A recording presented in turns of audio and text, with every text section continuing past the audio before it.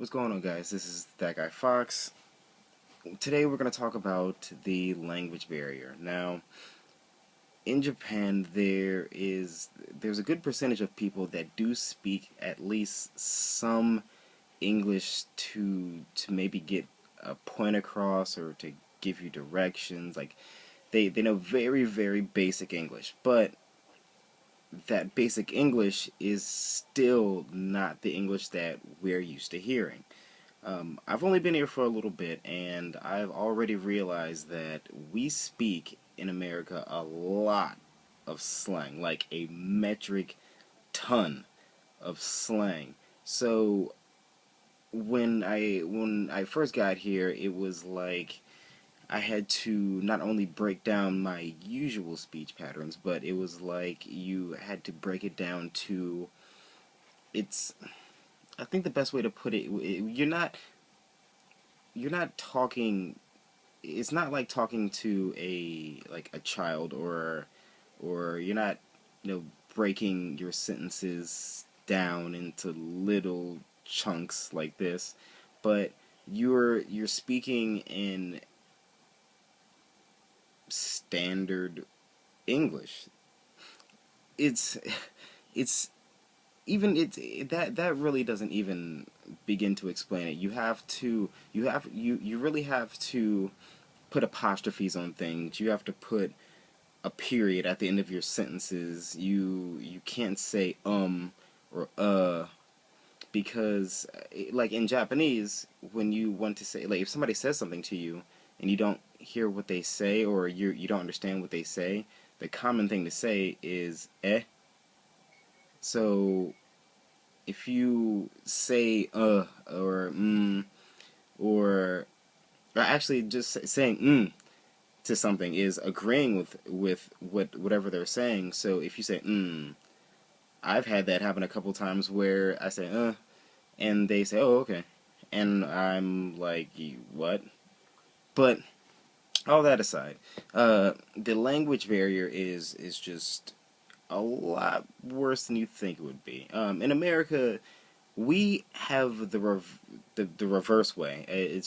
We're speaking mostly we're speaking to Spanish speakers that don't understand what we're saying. I mean, yeah, we do have the when I'm talking to Chinese people sometimes in America, but it's like very far and few between.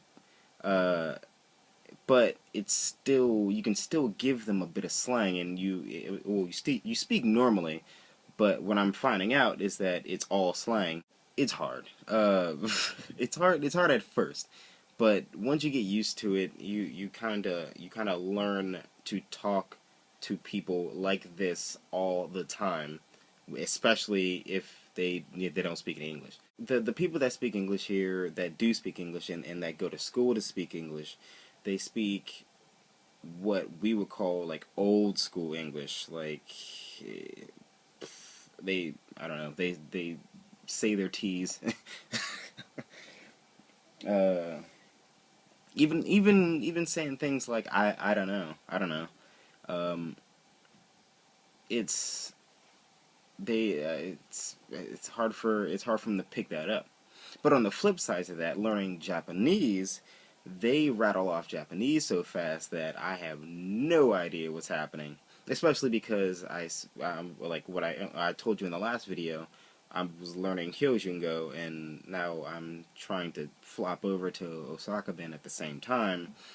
So yeah, a lot of the words that they say, a lot of the slang things that they say, also throw me off completely too. This is on a side note.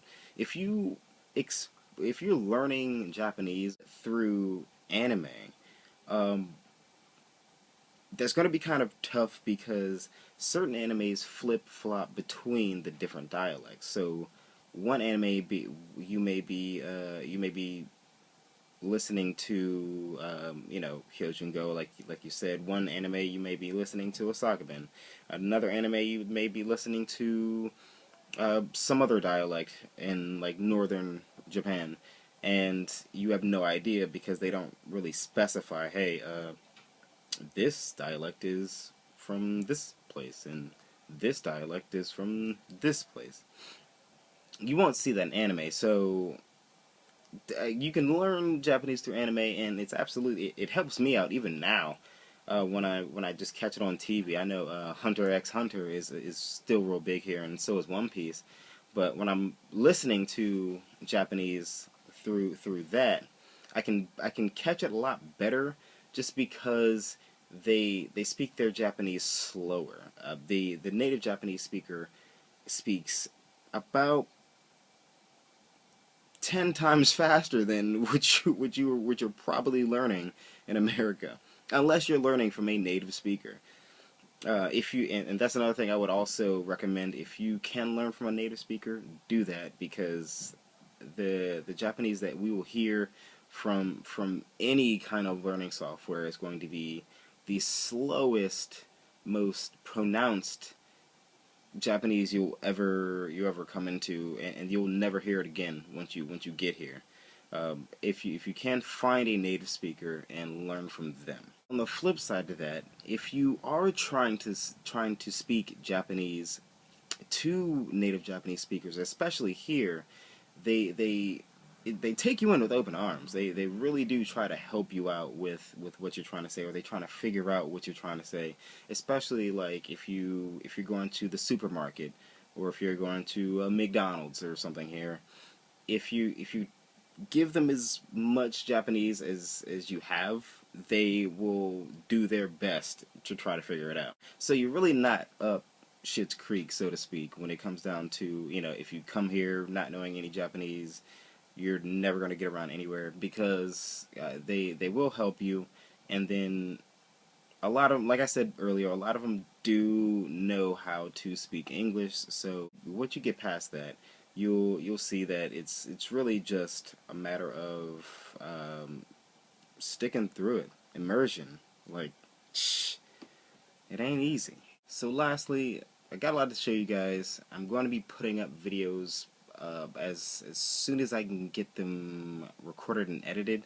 I have a lot of good ideas for stuff, but right now with the equipment that I have, I won't be able to do it quite as well. So I'm really wrestling around with, do I want to shoot it with the stuff I have and just get it out, or do I want to wait for a little bit and give you the premium, the good one. That's going to be it for today. I will get back to you guys later on in the week. If you're on Instagram, check me out. Follow me at That Guy Fox. I put up pictures constantly. You'll if you follow me now, you'll find a bunch of pictures of Japan and the various places I've already been. I haven't took videos of that because I've told you guys already, just because I want to experience it first before I can video it for you guys. I want to give you guys the meat and potatoes of it. I don't want to give you guys the soup. Give you guys some protein. I'll check you guys later. Peace.